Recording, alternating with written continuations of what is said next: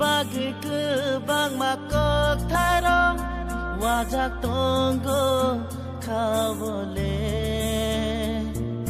Shapung hopung tu ya mekterai nono mangsi wancuk jago oku putih nung batak die nini bagai kok thai shatonggo oya lekti nekena die nini bagai kok kisah tonggo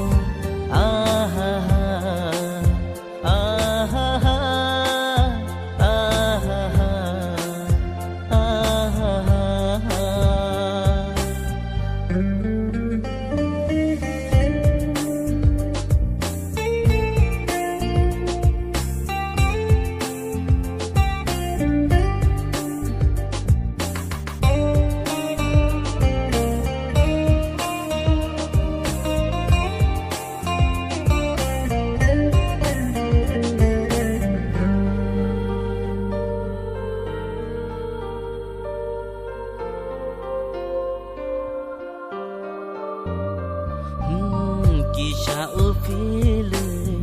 nashing nai landi nini mekhango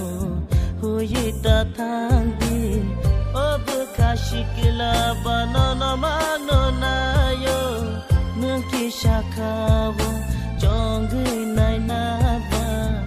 obkashikla banana mano nayo nukisha khawo jongai nai na ba Okor moti nung batak die nini bagai kok thai shatong ojo golo nekena die nini bagai kok kisah tonggo